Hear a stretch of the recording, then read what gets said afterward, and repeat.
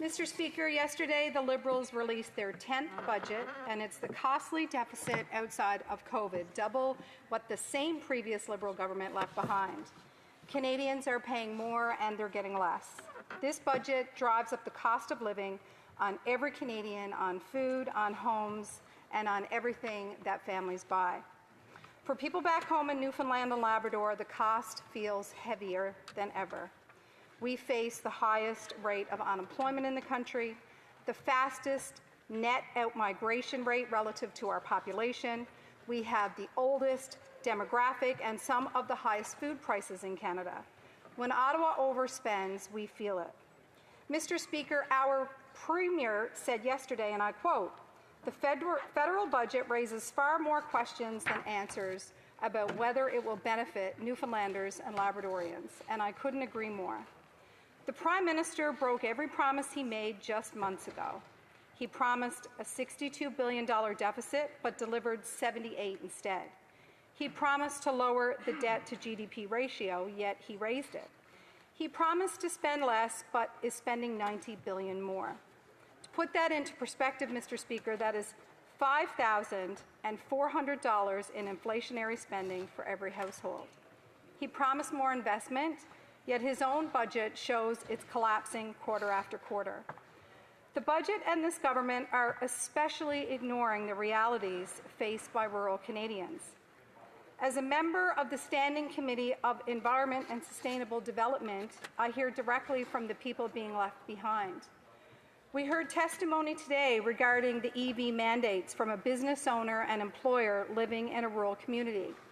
And his message could not have been clearer. He warned, and I quote, "If you continue down this road, you will harm and destroy the auto industry and ruin the lives of a whole lot of people in rural towns all across the country. My store will not be profitable enough to survive if these mandates are enforced. A family business put out of business after 45 years by the government will be the headline." Yet, despite these warnings, the government will not commit to removing these mandates. And they do not work for rural Canada. They could have been removed in this budget, but they were not. In regions where winter temperatures plunge, distances are vast, and charging stations are few and far between, keeping these mandates only makes life more expensive. From transportation to groceries to home heating, costs are climbing, and it's everyday Canadians who are paying the price for this out-of-touch government. People are trying to make ends meet. They work, they pay their taxes, and they still come up short because Ottawa keeps spending more but delivering less. Families in Port aux Basques, Stephenville, and Deer Lake are working hard. They're doing everything right, yet they're falling further behind. One senior from Brig Bay told my office that every month the decisions get harder: eat or heat, groceries or the power bill. Greta Gillingham from Trout River told me her survivor's allowance was cut by almost $300 a month, leaving her struggling to pay for the basics while the cost of everything continues to rise. Catherine Alexander from Stephenville Crossing said she now only buys what's on sale and grows her own vegetables to offset grocery costs. She told me she doesn't buy fruit anymore at full price, and she can't go out to eat because she simply just can't afford it. Mr. Speaker, these are not isolated stories. They are a mirror of what's happening right across Canada. Nationally, food bank use has doubled since 2019. That should be shocking to everyone in this House.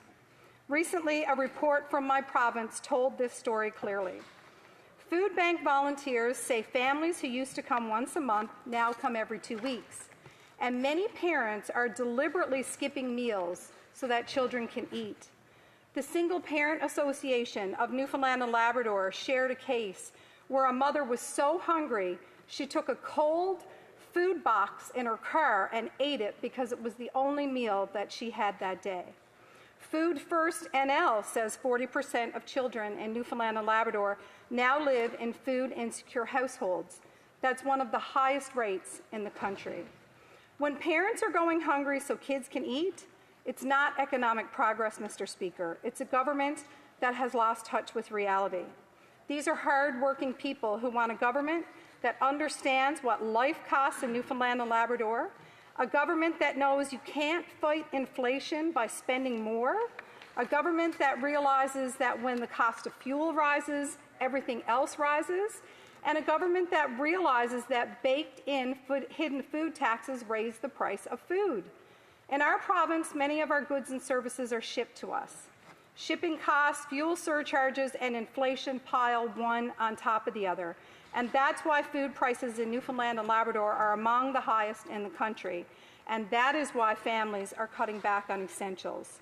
And while families are paying more, this budget makes life even more expensive.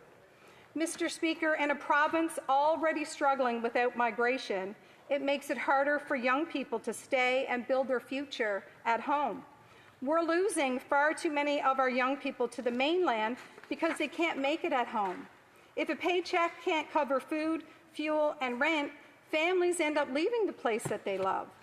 Ernest Snooks returned to the province in 2015 from Alberta, and his goal was to build a future in Newfoundland and Labrador. He returned to school, he did everything right to get ahead, but he's barely getting by. The cost of everything keeps going higher and higher. His everyday bills are piling up. He's worried about his health because healthy food is priced out of his budget. Every dollar this government spends comes out of the pockets of Canadians. Statistics Canada confirmed again this month that food inflation is still rising. According to the food professor, Canada is the only G7 country where food inflation has risen for 4 months in a row. Between March and September of 2025, strawberries went up 25%, beef 25%, and coffee 20%. Families are paying more for every staple. Conservatives brought forward a plan to bring food costs down, to end the food packaging tax, to remove the clean fuel regulation that adds 17 cents a litre to gas and diesel, and to stop inflationary deficits. But the Liberals voted it down. Only Conservatives will stop these hidden taxes on food and restore common sense to affordability. Mr. Speaker, Conservatives want an affordable budget for an affordable life. And on behalf of the Canadians the Liberals have priced out of food, homes, and hope, we oppose this costly deficit budget that gambles away Canada's future. The Canadian Federation of Independent Business called this budget a missed opportunity to provide meaningful tax relief. The large Urban Centre Alliance said it relies on backward-looking data that hides the housing crisis.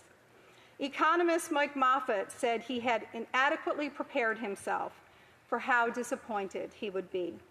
Even those who wanted to believe in this government's promises, they're losing faith. Mr. Speaker, wherever Newfoundlanders and Labradorians go, whether it's Alberta, Ontario, or anywhere in between, we always find a way to gather together, to share stories, and to stay connected, because we have a pride of place and a love that never leaves us.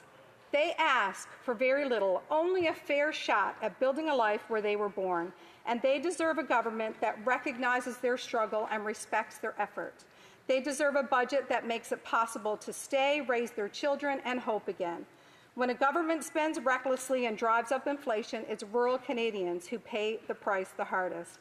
And when the same government turns a blind eye to the cost of living in places like mine, it risks losing the very communities that built this country. It's not compassion to spend what we don't have and leave the bill to those who can least afford it. It's not fairness when rural families pay more simply for wanting to live where they were born. Mr. Speaker, we call on the Prime Minister to work with us to build a positive, hopeful, and affordable future, one where families in the long-range mountains can look at their grocery bill, their oil delivery, and their tax statement and say, we can breathe easier, we can stay, and we can build in Newfoundland and Labrador. Thank you, Mr. Speaker.